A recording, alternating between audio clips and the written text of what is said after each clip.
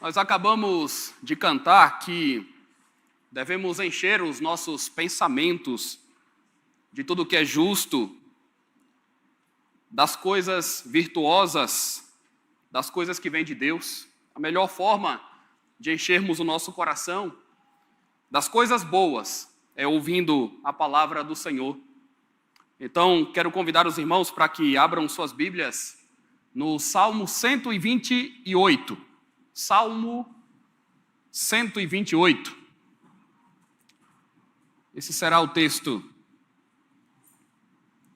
que norteará a nossa mensagem dessa noite, dando sequência à série de exposições nos Salmos de Romagem. Salmo 128, diz assim, palavra do Senhor. Bem-aventurado aquele que teme o Senhor e anda nos seus caminhos. Você comerá do fruto do seu trabalho, será feliz e tudo irá bem com você. Sua esposa no interior de sua casa será como a videira frutífera. Seus filhos serão como rebentos da oliveira ao redor da sua mesa. Eis como será abençoado o homem que teme o Senhor. Que o Senhor o abençoe desde Sião, para que você veja a prosperidade de Jerusalém durante os dias da sua vida e veja os filhos dos seus filhos. Paz sobre Israel. Vamos orar, irmãos. Senhor Deus, graças te damos por esse momento sublime e abençoado de culto que o Senhor reservou para nós. Graças te damos por aqueles que puderam estar aqui, que fizeram os seus planejamentos para, nesse instante, ó Deus, manifestarmos a nossa comunhão, ouvirmos a tua voz, como já fizemos também, confessar os nossos pecados, adorar o teu nome excelso e ver, ó Deus, na tua igreja se cumprindo os teus planos benditos. Queremos suplicar, ó Deus, agora a tua bênção e a tua graça também, para que o nosso coração se encha das tuas verdades nesse momento de santa instrução. Nós nada somos, ó Deus, mas precisamos imensamente e continuamente do Senhor, das ações do Senhor em nosso favor, em nosso viver, em nossa caminhada. E é por isso que nós oramos, confiados somente em Ti e no Teu poder, em nome e para a glória de Jesus Cristo. Amém. Você julga ser alguém feliz nesse mundo? Você é feliz em seu lar? Você é feliz em seu trabalho? Você é feliz em sua igreja? Você é feliz em sua comunidade? Essas não são perguntas tão simples de responder se considerarmos o quão diferente as pessoas podem pensar acerca desse assunto.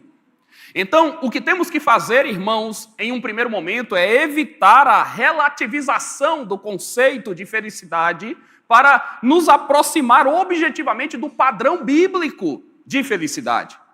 E aqui talvez fiquemos chocados, porque enquanto dia após dia percebemos que estão tentando nos vender uma noção quase inalcançável de satisfação pessoal, as Escrituras Sagradas simplificam o tema, fazendo uso de uma linguagem bela e inconfundível. Querem nos vender a ideia de que ser feliz é difícil. Mas se há alguma coisa que esse texto nos mostra, meus irmãos, é que ser feliz é algo muito mais simples do que nós podemos imaginar. Os irmãos devem ter notado que o Salmo 128 começa fazendo referência a alguém que é bem-aventurado. E eu afirmo que essa não é apenas a expressão inicial do texto, mas é o fio condutor de tudo que é dito na sequência. Por isso, eu pretendo falar aqui hoje sobre 1. A felicidade da vida com Deus. 2. A felicidade do trabalho digno. 3. A felicidade da família harmoniosa. 4. A felicidade de pertencer ao povo do Senhor. Vamos ao primeiro ponto. A felicidade da vida com Deus. Porque é de onde tudo flui, de Deus. É no Senhor que o foco do salmista também está. É Deus quem provê, é Deus quem faz prosperar, é Deus quem faz o casal ser fecundo, é Deus quem abençoa os nossos filhos. Aliás, irmãos, esse salmo lembra muito o anterior, em alguns dos seus destaques. O próprio termo feliz aparece em ambos, o que mostra que nós estamos diante de ideias correlatas. Então, como que o Salmo 127 começa? Se o Senhor não edificar a casa e se o Senhor não guardar a cidade, é em vão trabalhar e é em vão vigiar. E é do Senhor que os nossos filhos vêm, herança do Senhor são os filhos. De uma forma, então, coerente com esse raciocínio, o Salmo 128 também traz este olhar para Deus. E logo na sua introdução, bem-aventurado o homem que teme o Senhor e anda nos seus caminhos. Observem o que está sendo dito. Quem é o sujeito realmente feliz aqui? É o sujeito que teme o Senhor. E quem é o sujeito que teme o Senhor? É aquele que o obedece, é aquele que tem comunhão com ele, é aquele que anda nos seus caminhos. Muita gente afirma que teme a Deus, mas claramente não o serve. Dizendo de um modo negativo agora, se você não caminha com Deus nessa terra, então você não teme ao Senhor de verdade. E se você não teme ao Senhor, você não é feliz. Simples assim. Quem não teme a Deus não alcançou este nível de felicidade verdadeiro descrito no texto sagrado. Mais do que isso, quem não anda com Deus não será feliz enquanto não estiver disposto a viver com Ele e para Ele. Há, portanto, um componente espiritual que antecede qualquer outro valor, de tal modo que apenas as dádivas que recebemos em Cristo poderão nos trazer contentamento pleno, não apenas nos termos da nossa redenção, mas também no modo como usufruímos das bênçãos temporais. Me permitam falar um pouco, então, agora, irmãos, sobre a diferença entre crentes e incrédulos em relação às bênçãos temporais, especialmente aquelas que podem ser identificadas no Salmo. Isso porque o escritor tem em mente que feliz é o homem piedoso, mas, ao mesmo tempo, ele descreve coisas que parecem comuns a outros, que não necessariamente fazem a vontade de Deus. E isso, às vezes, dá um nó na nossa cabeça.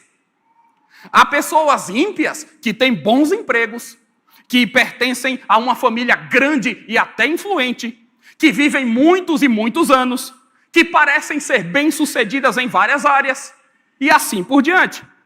Mais do que isso, para piorar um pouco o cenário, às vezes há crentes que não dispõem destas coisas a olhos vistos.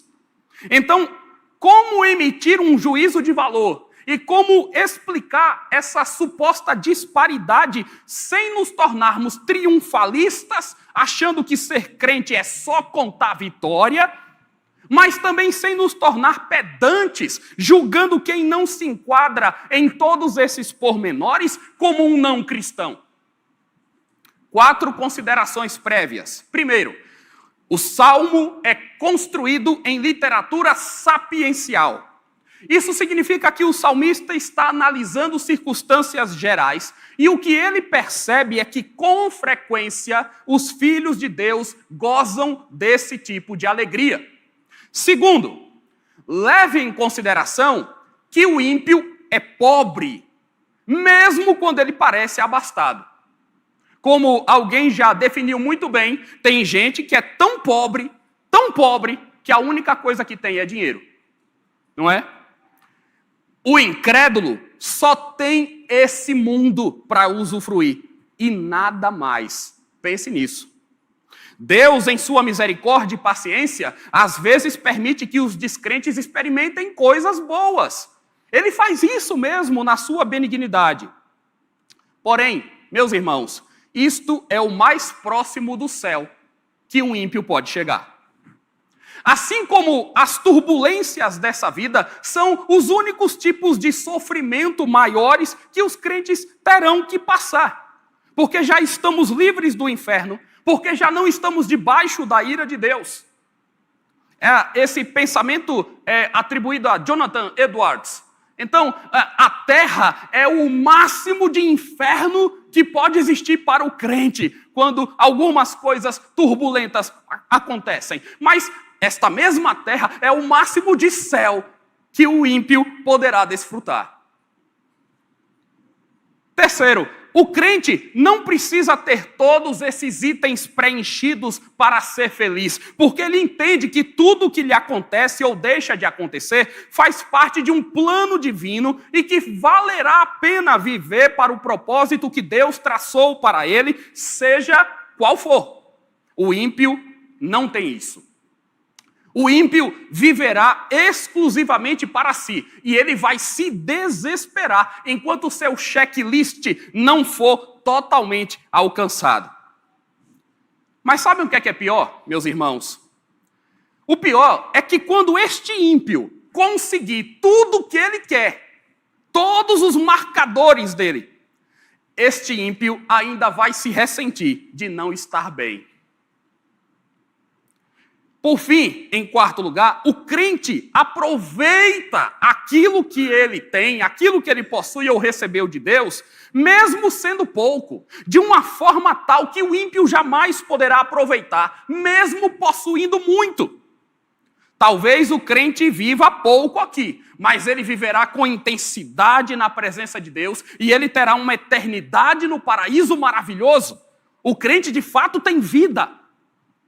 Talvez o crente receba um salário muito baixo, mas ele consegue ter um retorno disso melhor do que o incrédulo de alta renda, que não sabe o que faz com os recursos desse mundo. Talvez o crente sofra rejeição em sua família por causa da sua fé, mas ele terá na igreja uma família com a qual ele poderá contar e na qual ele encontrará ânimo.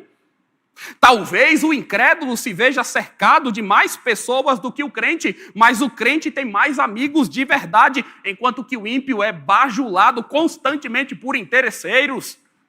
O crente tem paz e consciência para dormir, mas o ímpio passa a noite de tormento, dias após dias de tormentos com sobressaltos.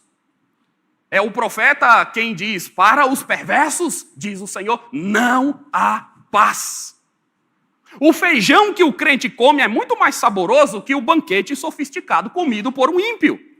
Resumindo, o crente é feliz e o ímpio não. E isso passa pelo fato de que nós usufruímos melhor as coisas. E nós usufruímos melhor das coisas porque a nossa felicidade está em Deus e não nas coisas. Quem busca felicidade nas coisas não a encontra. Mas bem-aventurado aquele que teme ao Senhor e anda nos seus caminhos. Que a vida com Deus nos torna felizes é uma verdade amplamente divulgada nos Salmos.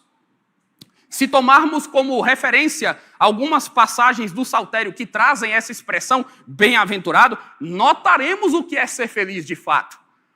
Vejam que beleza, irmãos. Felicidade é crer na palavra e se livrar de más influências. Salmo 1, bem-aventurado o homem que não anda no conselho dos ímpios, não se detém no caminho dos pecadores, não se assenta na roda dos escarnecedores, antes o seu prazer está na lei do Senhor e na sua lei medita de dia e noite. Felicidade é ser corrigido e ensinado por Deus. Salmo 94, bem-aventurado, Senhor, o homem a quem tu repreendes e a quem o Senhor ensina a tua lei. Felicidade é ser justificado pelo sangue de Jesus. Salmo 32, bem-aventurado aquele cuja iniquidade é perdoada e cujo pecado é coberto. Bem-aventurado o homem a quem o Senhor não atribui iniquidade e em cujo espírito não há dolo.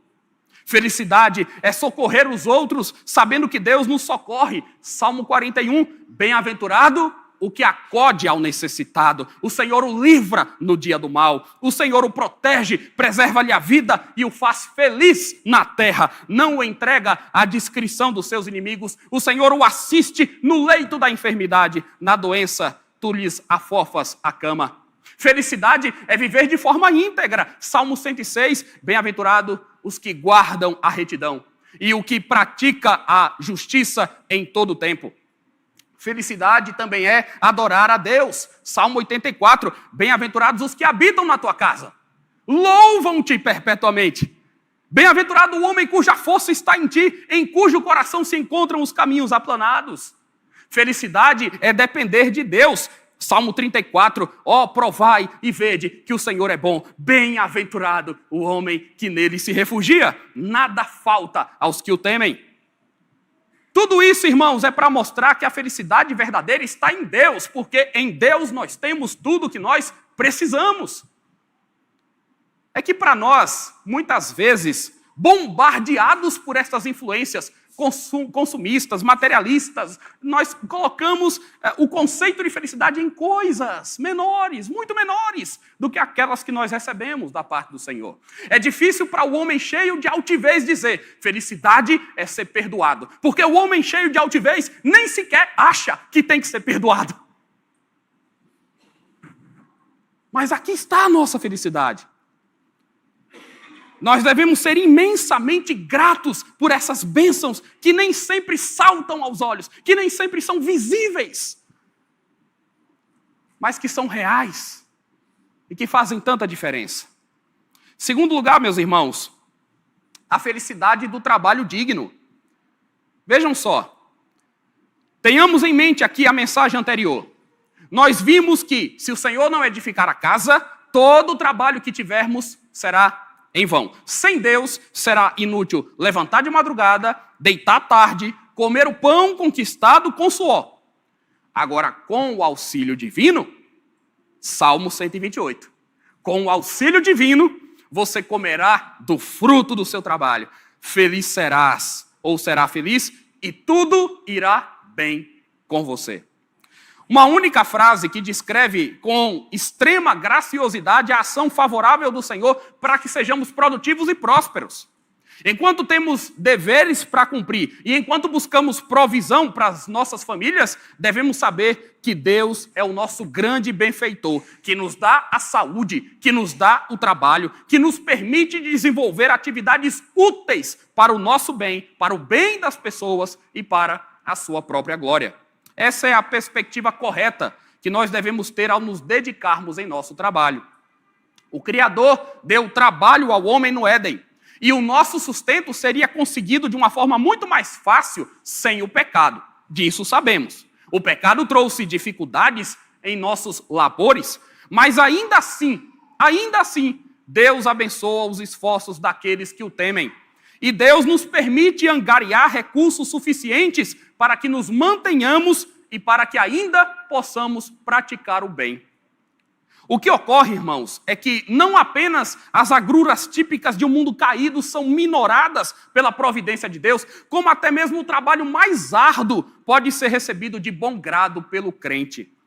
Porque por meio dele nos são concedidas coisas boas e coisas necessárias. O suor do rosto, que em Gênesis 3 é posto como maldição para o homem que se rebelou, agora pode ser recebido como bênção para o homem que foi redimido. Nós podemos dizer assim: bendito seja Deus, que nesse mundo cheio de problemas, nos permite comer dignamente com o suor do nosso rosto. O suor do rosto agora não é simplesmente um elemento da maldição original. O suor do rosto agora é a dignidade de alcançar o sustento pela graça de Deus através dos nossos próprios esforços. Nós queremos comer o pão do trabalho, não queremos comer o pão da preguiça. Queremos comer o pão do trabalho justo, não o pão que procede de fraude. Queremos comer o pão da vida, Jesus Cristo, que nos salva e que nos faz ter alegria em cada refeição que mantém o nosso corpo de pé. Não queremos comer do fruto proibido que Satanás oferece para desgraçar a nossa alma com a mentira de que nós teremos abundância se nos prostrarmos diante dele. Vivemos em um ambiente tão corrompido pelo mal que alguns de nós, algumas pessoas, diante de certos dissabores no ofício que exercem, terão inclusive dificuldades de enxergar qualquer forma de contentamento associado ao trabalho. Mas esse, meus irmãos, é um olhar míope, é um olhar deturpado. Tanto é possível ter contentamento com o trabalho que nós desempenhamos, que a frase aqui é: será feliz e tudo irá bem com você. Você comerá do fruto do seu trabalho, será feliz e tudo irá bem com você. E deixa eu dizer algo para os irmãos. O trabalho sobre o qual o salmista se refere, ou o trabalho nos tempos antigos, era muito pesado. Muito pesado. A sociedade judaica era predominantemente agrária. A tecnologia era bem menos desenvolvida do que a que temos hoje. Lidar com o plantio, com a colheita, com os animais, com climas nem sempre favoráveis, não é tarefa das mais fáceis. Trabalhar debaixo do sol não é tarefa das mais fáceis.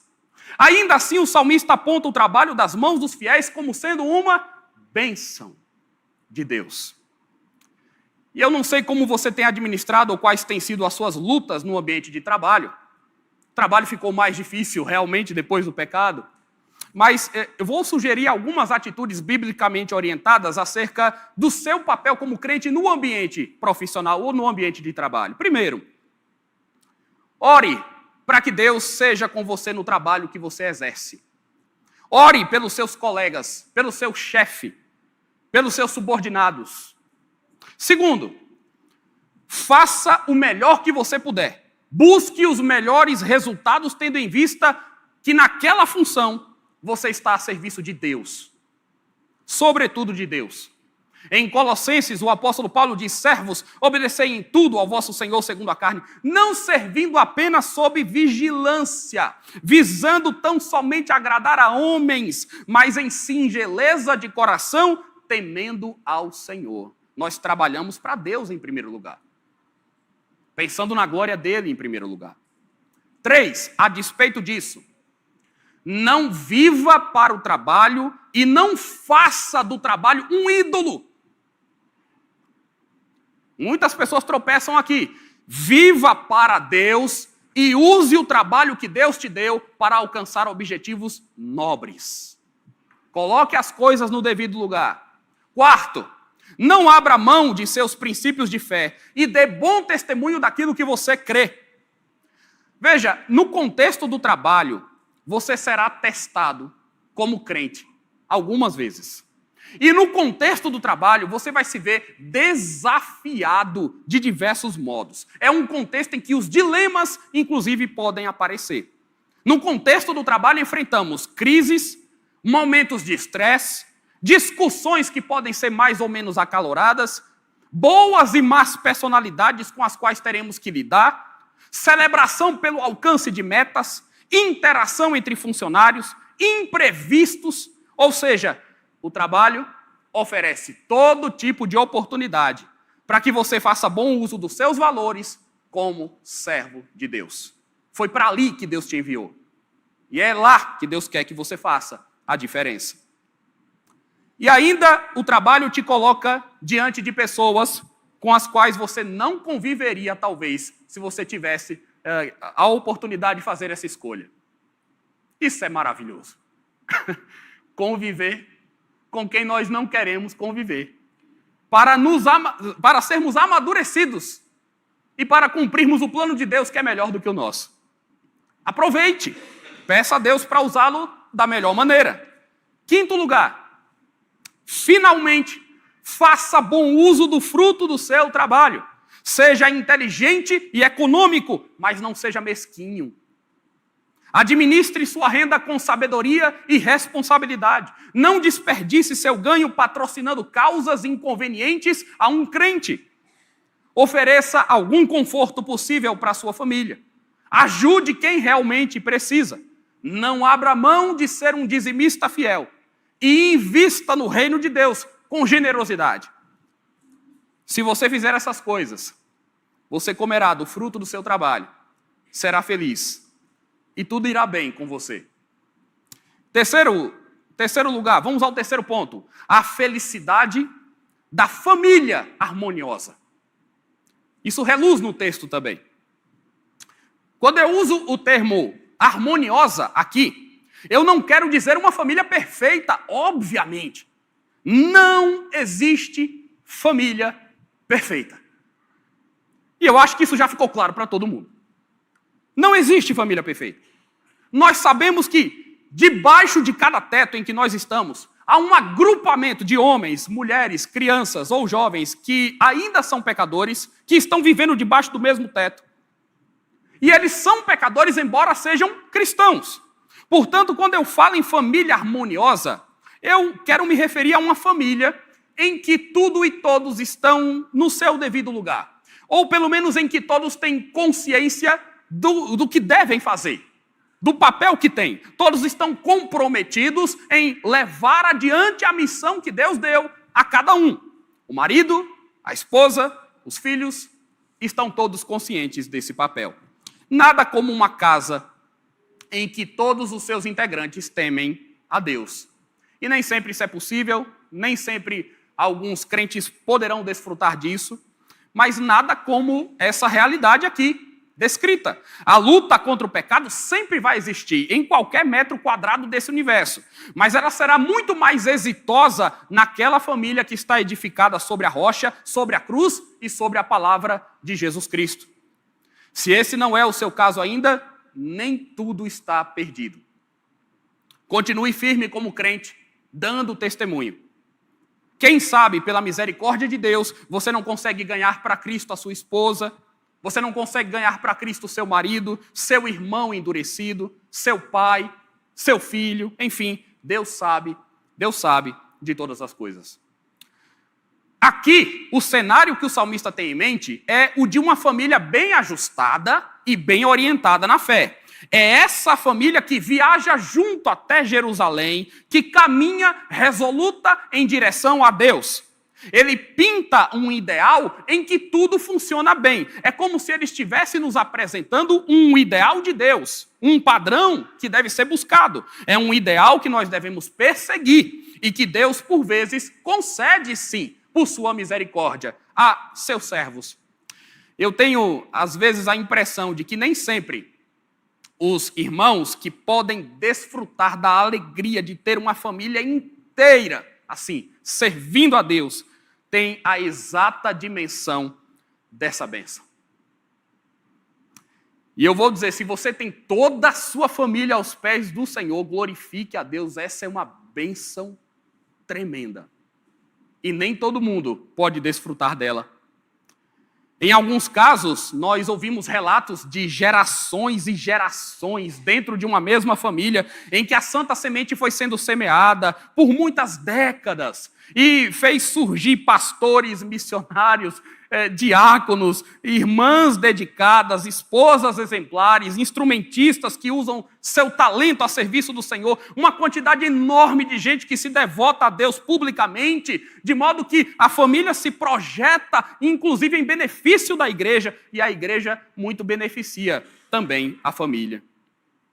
Mas agora, o que nós precisamos, irmãos, é pela ordem, considerar o recinto doméstico tal como nós encontramos no texto. Vejam, se você olhar o versículo 3, ele diz: sua esposa, no interior de sua casa, será como a videira frutífera. Seus filhos serão como rebentos da oliveira ao redor da sua mesa. Pode ser que alguém demonstre estranheza pelo fato do texto não mencionar explicitamente o marido. Reparem, o texto já diz sua esposa. E onde está o marido, não é? É que sobre os maridos, o texto já falou nos versículos anteriores, já começou falando, e talvez você não tenha percebido.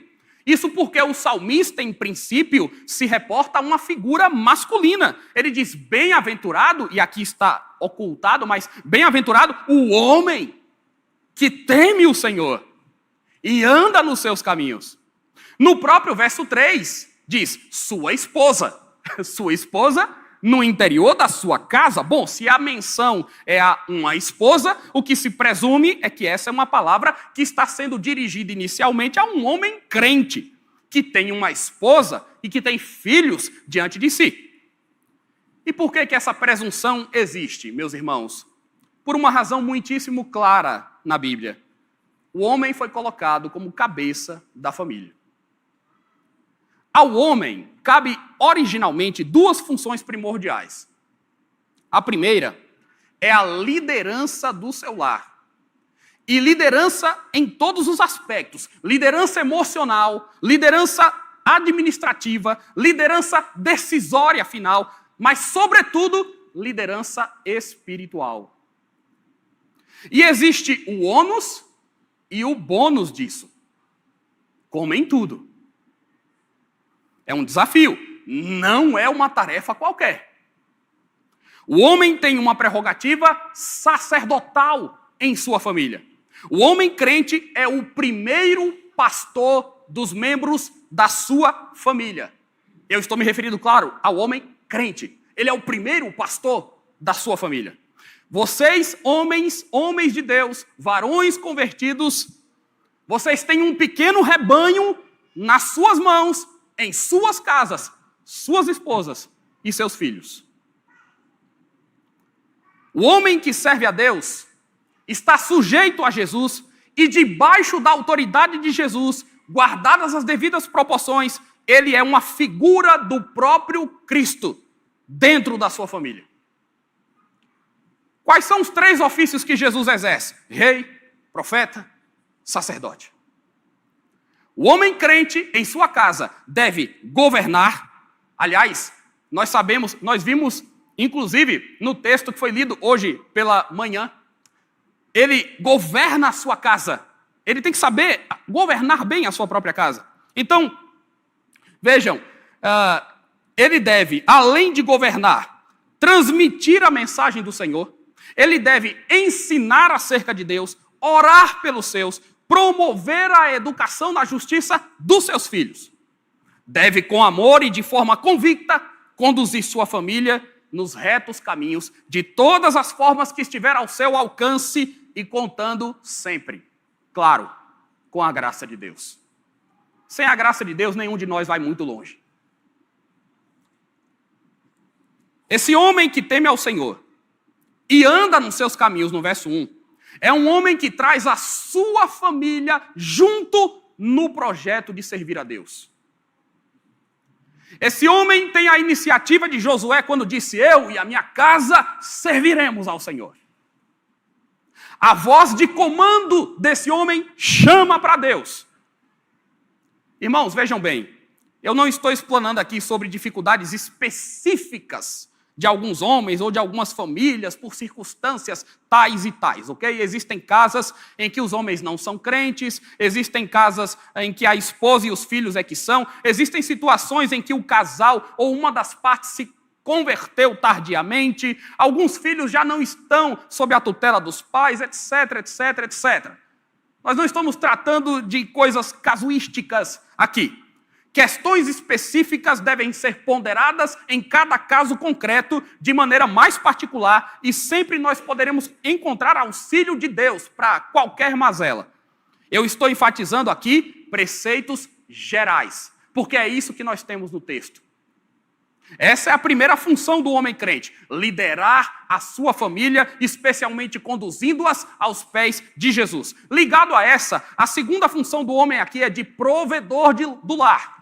Quando o salmista diz: você comerá do fruto do seu trabalho, será feliz e tudo irá bem com você. A fala é primariamente para o homem que tem o dever de buscar o trabalho como fonte de sustento para a sua família. Me permitam de novo contextualizar um pouco, porque senão nós vamos ficar pensando em alguns detalhes do nosso próprio tempo e vamos nos esquecer do período em que o salmista escreveu. No mundo antigo, de novo, o trabalho era muito pesado. Era algo muito pesado. Daqui a pouco eu vou comentar acerca das esposas, vou mais a fundo nessa questão, mas por hora, a compreensão aqui é que o trabalho fora do interior da casa é algo que cabe primariamente ao homem, ainda mais naqueles tempos. O trabalho daqueles dias, em grande parte, envolvia puxar o arado, plantar, colher, caçar, pescar, quebrar pedra, carregar pesos enormes, consertar carroça de madeira, cortar árvore, manipular armas, lidar com ferro, com bronze, com todo tipo de material, de metal, cavalgar muitas léguas, viagens perigosíssimas, convenhamos. São coisas difíceis até para homens fortes fazerem. Imaginem para as mulheres. Então, nesse sistema em que o salmista vive, embora ele esteja trazendo um princípio válido para todas as épocas, mas nesse sistema, o trabalho externo, como algo mais exclusivamente masculino, era, por si só, uma forma de proteção das mulheres. Entendia-se claramente que as mulheres deveriam ser poupadas, e se tinha uma guerra, era o homem que deveria ir ao campo de batalha. A função dele, proteger o reino, proteger sua vila, proteger sua família. Essa é a lógica. E até hoje, os maridos precisam entender que foram chamados para proteger as suas mulheres, proteger os seus filhos, da melhor forma possível. A esposa, então, naquele contexto, ficava mais resguardada em casa, cuidando dos filhos, esperando em Deus, administrando e preparando da melhor forma o lar, inclusive para quando o marido retornasse. E quando o marido retornava, ele tinha outros deveres a cumprir dentro de casa também. Esses são os parâmetros. Mas eu sei como os irmãos pensam. Alguém vai perguntar, pastor, isso significa que as mulheres não podem trabalhar fora? Todo mundo pensou nisso. É isso que a Bíblia diz? Eu vou aproveitar e já partir para a sequência. Olha só o texto. Sua esposa, no interior de sua casa, será como a videira frutífera. Respondendo objetivamente, para não deixar dúvida, depois eu passo aos desdobramentos, a mulher pode sim trabalhar fora de casa, da maneira como hoje compreendemos modernamente, por razões diversas, que vão desde o fato de que muitas mulheres são bastante competentes, sempre foram, para exercer vários tipos de funções, tal qual o homem também é, passando pelo argumento de que hoje é bem mais comum encontrar tarefas mais adequadas que respeitam a feminilidade e a sensibilidade das mulheres, até ao fato de que, infelizmente, as crises econômicas, a escassez de bons empregos, as dificuldades financeiras, as necessidades e planos da família e uma série de outros fatores podem impor uma conjuntura que não deixem, talvez, muita margem de escolha para se fazer. Mas, dito isso, há um detalhe que as irmãs casadas não devem esquecer. O papel primordial que vocês têm é como esposas e como mães. O dever número 1 de vocês, mulheres crentes, são os cuidados com a sua família. O homem não é o líder espiritual, e ele também não é o provedor da família. O homem não tem a função de protegê-las, até com a própria vida. E isso não é desafiador? Pois é. O compromisso maior de vocês deve ser, então, atender ao bem-estar dos seus esposos, dos seus filhos. Fazendo isso a contento, trabalhar fora não é problema algum. Mas, pastor, as funções do lar não podem ser divididas entre mulheres e homens? Alguns estão pensando nisso também. E a resposta é claro que podem. Claro que podem. Pastor, os homens têm algum dever nos trabalhos domésticos? Claro que tem. Por que não? Mas a questão aqui diz respeito ao que é prioritário e ao que é secundário para os homens e para as mulheres. E esse padrão não deve ser visto como algo negativo. Falando às mulheres aqui, irmãs, podem estudar, podem trabalhar, algumas vezes vocês precisarão ajudar no sustento da família, assim como seus maridos precisarão ajudar vocês com as coisas da casa. Vocês são inteligentes, são criativas, usem as habilidades que Deus deu a vocês. Vocês podem ser grandes profissionais e tudo mais. Só não se esqueçam e não deixem de priorizar, usando a linguagem do salmista, o interior de suas casas, seus maridos, seus filhos. Notem que as palavras interior, casa e mesa, interessante mesa aqui também, né? Casa, interior e mesa, trazem à luz coisas que são típicas do ambiente doméstico, intimista, a casa. Porque na Bíblia vemos que as mulheres são valorizadas, especialmente pela gloriosa missão que elas têm como esposas e mães. Paulo escreve a Tito que as mulheres idosas devem ser mestras do bem, a fim de instruírem as jovens recém-casadas a amarem os seus maridos e a seus filhos. Então, a principal instrução que uma mulher idosa podia dar para uma jovem casada, de acordo com Paulo escrevendo a Tito, é: ensinem estas mulheres a amarem seus maridos e a seus filhos, a serem sensatas, honestas, boas donas de casa, bondosas, sujeitas ao marido. É que a gente vive em um mundo de distorções, meus irmãos, eu sei disso. E eu sei como muitos homens se comportam, eu sei de todos os problemas. Mas nós temos compromisso com a palavra de Deus. A gente vive em uma sociedade de valores tão distorcidos que até mesmo as boas donas de casa não são devidamente reconhecidas, e até esse termo pode soar pejorativo. Biblicamente não é assim. E aqui o desafio é pensar biblicamente. E quando a Bíblia não é levada em consideração, a família desmorona. E uma das explicações do porquê a situação familiar de muita gente nesse mundo perdido é um verdadeiro caos. Passa por isso. Passa pela desconsideração do que Deus tem a dizer sobre família, sobre casamento. Agora vejam como desde o princípio isso está no âmago da questão.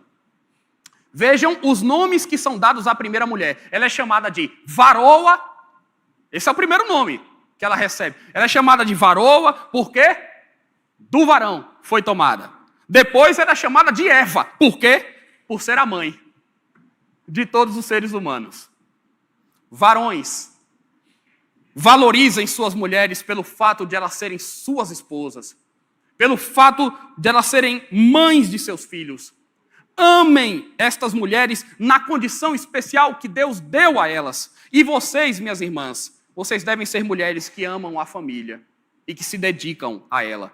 Vocês devem sentir prazer e agradecer ao Senhor por atuarem como esposas e como mães. Isso é uma honra, é um privilégio.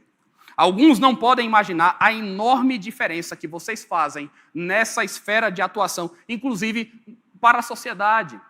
O que seria da obra da redenção, da maneira como Deus projetou essa obra da redenção, sem as grandes mães da igreja, sem as grandes mães dos servos de Deus, levantadas, usadas por Deus, para trazerem vida a homens que fizeram também grandes diferenças. Não se sintam jamais diminuídas, nem desprestigiadas diante disso. Vocês podem fazer isso e muito mais, mas não sacrifiquem o que é mais relevante. No mundo, vocês poderão ser desestimuladas, muitas vezes nesse sentido. Alguns dirão que o casamento é ruim. Alguns dirão que ter filhos é algo que você não deveria cogitar. E assim por diante. Essa é a visão mundana. Desde o início, Satanás ataca a família porque ele sabe que a família sempre esteve no centro dos propósitos gloriosos de Deus. Então a família é alvo de Satanás. Movimentos ideológicos contrários à família nada tem a ver com o que o salmista aqui traduz.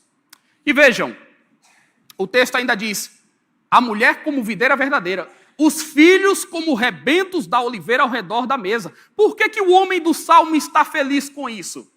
E por que Deus aprova essa visão? Vejam bem, do fruto da videira se produzia o vinho, um símbolo de alegria, de festa, de prazer. A mulher é celebrada como uma dádiva de Deus. Homens de Deus olham para suas esposas e se alegram e celebram e agradecem a Deus por elas. É uma dádiva, é uma bênção. Da oliveira vinha o azeite, e essa árvore era símbolo de vitalidade, produtividade, longevidade. Por isso, com a oliveira, os filhos são comparados. Desde o início, o Senhor disse: crescei, multiplicai, sede fecundos, enchei a terra. Deus fez o homem e a mulher à sua imagem e semelhança. E isso é verdade para cada filho que você tem. Agora, para pensar nisso. Olha que bênção. Cada filho que você tem é imagem e semelhança de Deus. É como que uma pequena réplica de Deus, de como Deus nos criou. Ao ter filhos, nós contribuímos para que a imagem e semelhança de Deus se espalhe na terra e a santa semente seja preservada. A igreja é mantida e a igreja cresce assim também. Portanto, esposas e filhos são preciosos, e isso se confirma mais uma vez pelo que o salmista usa duas figuras extraídas do reino vegetal. Ele compara a esposa com a videira e ele compara os filhos com os rebentos da oliveira, dois tipos de árvores representativas da identidade e da cultura do povo de Israel. Então isso é um grande elogio e um grande incentivo para que os maridos amem e cuidem muito bem das suas esposas e dos seus filhos. E façam isso com o maior deleite do mundo. Sabem por quê? Porque essa é uma bênção tão grande, que o salmista exclama no verso 4, eis como será abençoado o homem que teme ao Senhor. É como se ele tivesse acabado de descrever a bênção e então ele, cheio de êxtase, conclui, eis como será abençoado, veja como será abençoado o homem que teme ao Senhor. Os filhos, por sua vez, estão ao redor da mesa. Eles estão aqui sob a vista dos seus pais e devem a eles obediência. Enquanto o homem que teme o Senhor olha para a mesa e se alegra de ver a sua mulher e os seus filhos, os filhos olham para o seu progenitor com todo respeito e consideração.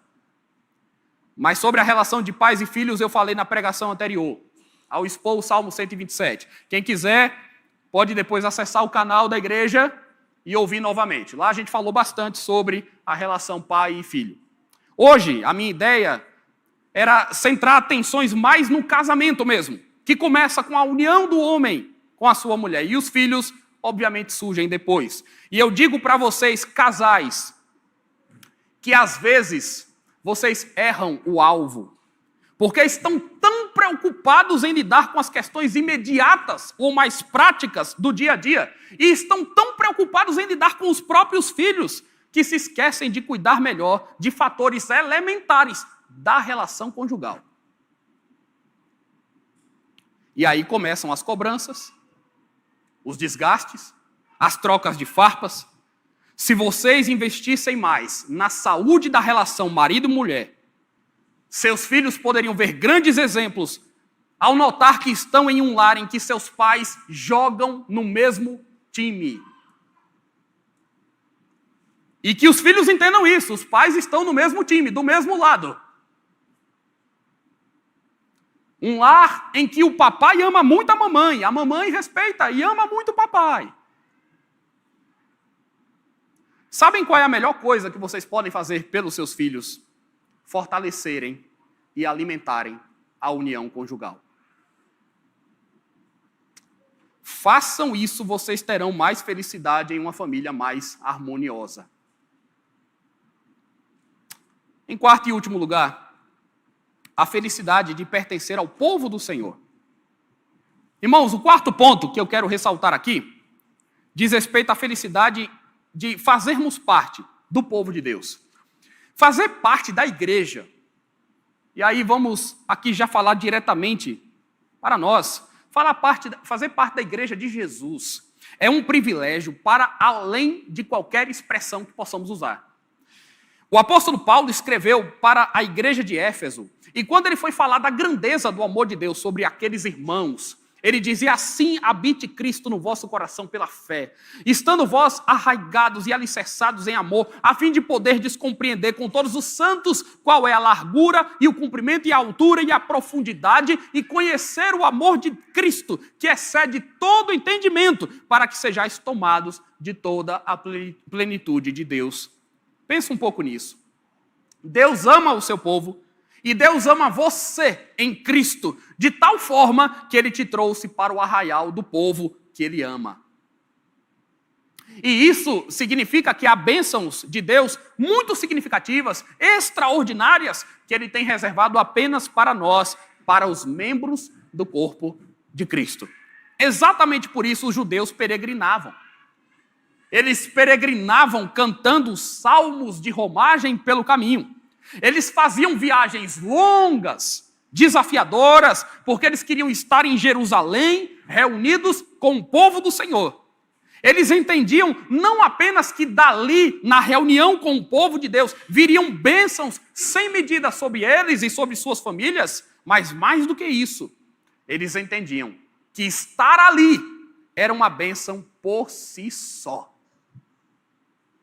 Eu não vou para a igreja só porque eu tenho o interesse de sair daqui e Deus me abençoar pelo caminho. Eu vou para a igreja porque estar na igreja é uma bênção por si só.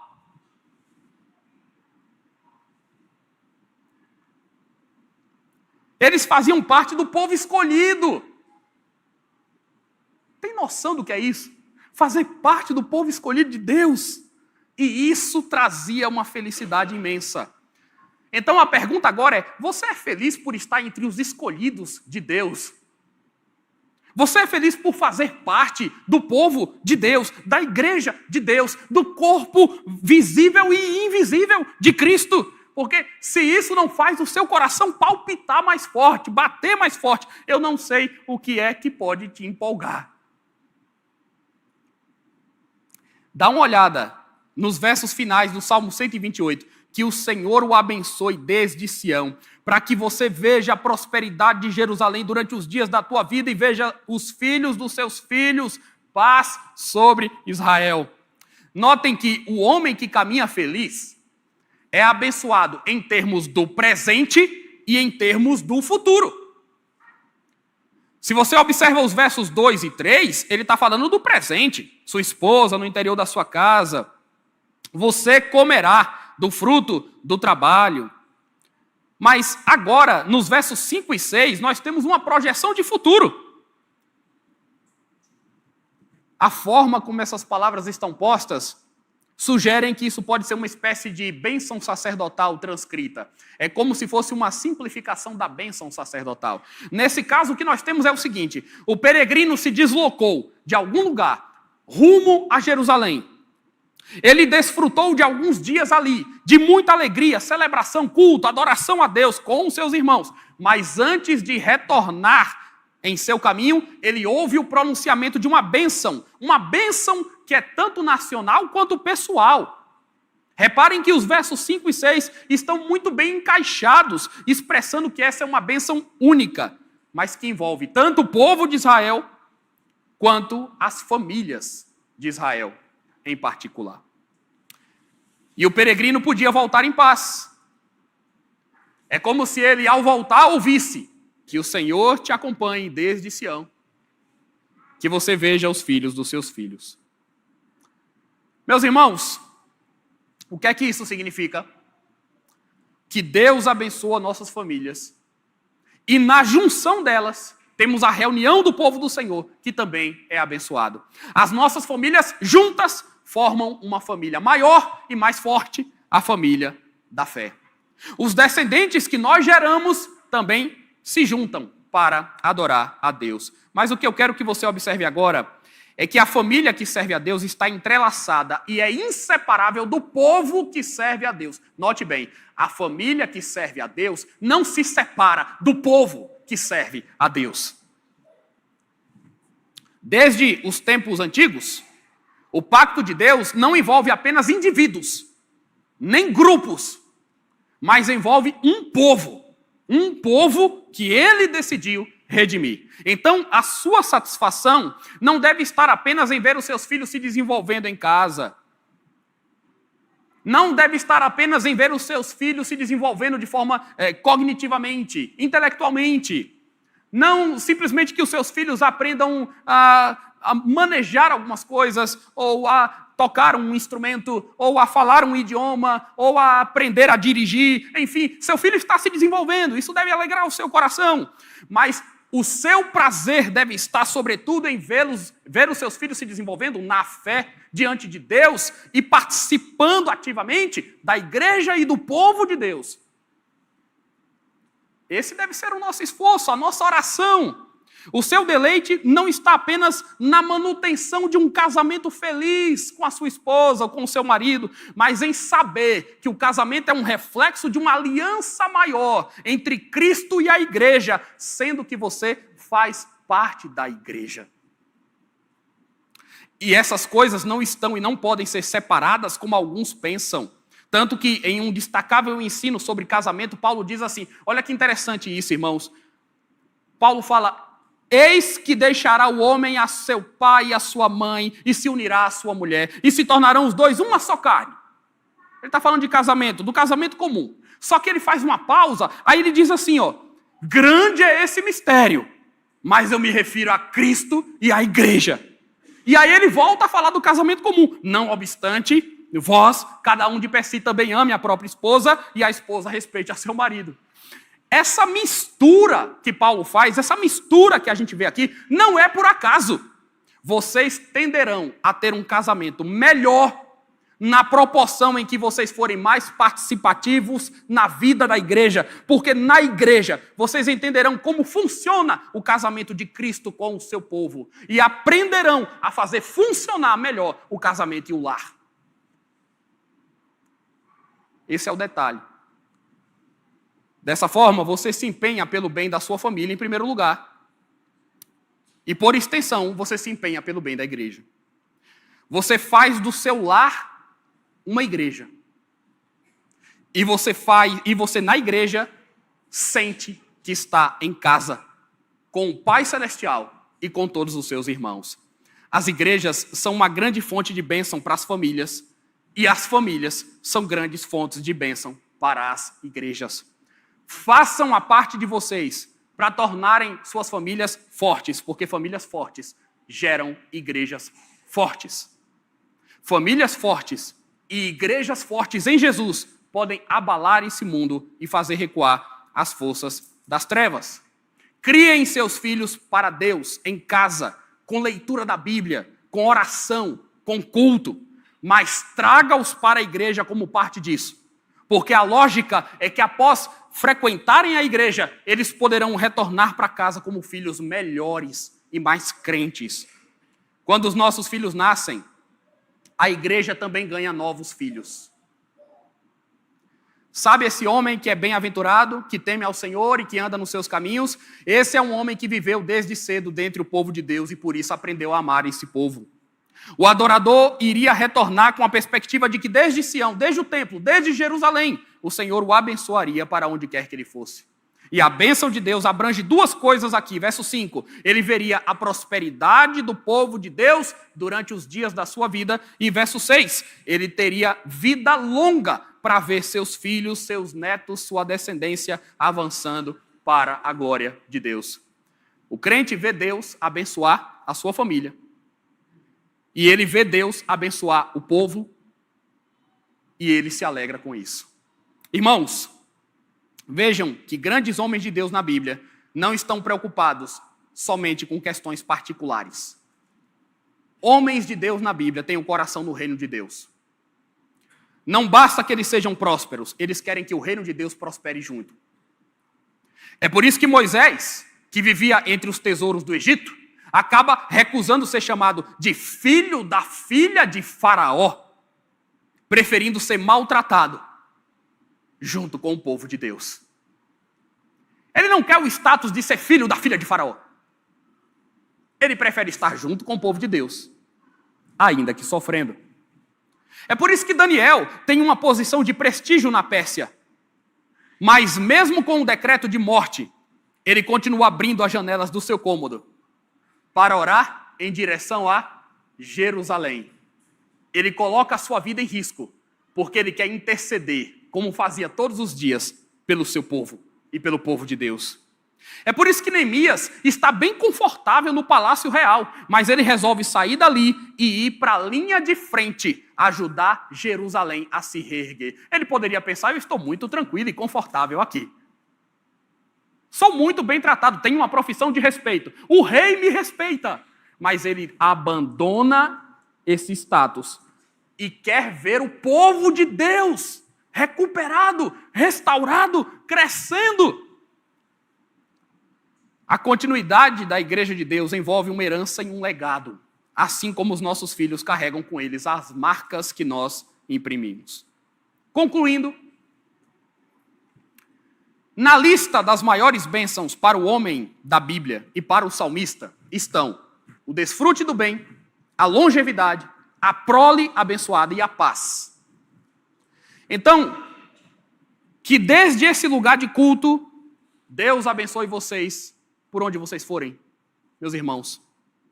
Que Deus fomente o temor dele em seus corações e que vocês o obedeçam de bom grado. Que Deus abençoe o trabalho das suas mãos, sustente vocês e faça vocês prosperarem. Que Deus abençoe a sua vida no lar, abençoe sua esposa, seu marido, seus filhos. Que Deus abençoe a cada dia o seu povo e a igreja que vocês frequentam. Que o seu compromisso com Deus se manifeste no ambiente doméstico, no ambiente eclesiástico e no ambiente secular. Que vocês sejam felizes na vida com Deus, no exercício do trabalho digno, na família harmoniosa e naquilo que concerne pertencer e participar ativamente da vida do povo do Senhor. Em Deus a nossa felicidade está. Que o Senhor nos abençoe em todas as coisas. Meus irmãos, vamos orar mais uma vez. Senhor, aqui nós estamos não para dizer que alcançamos todo o conhecimento, alcançamos os nossos objetivos, porque já somos cristãos e porque somos melhores do que os outros, do que os que não creram. Isso não é verdade. Nós estamos aqui porque fomos alcançados pela Tua graça e é a Tua graça que nos ajuda a viver bem. É a Tua graça que nos faz feliz.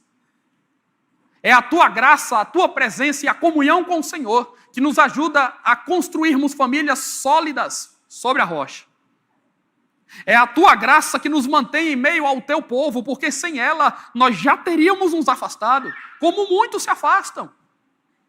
Rogamos ao Senhor que tenha misericórdia de nós e que nos estenda a Tua mão. Que estenda a Tua mão sobre os nossos lares, que estenda a Tua mão sobre a nossa igreja, Senhor. Nos faça desenvolver ambientes de paz, de alegria em nossa família, em nossa comunidade, nos lugares por onde nós passamos, que o nosso testemunho seja um testemunho digno de tudo que o Senhor tem feito por nós. Abençoe o trabalho das nossas mãos, abençoe a família que o Senhor nos deu, abençoe a igreja que nós frequentamos, Senhor. Esteja conosco todos os dias, é o que nós te pedimos, em nome do Senhor Jesus. Amém.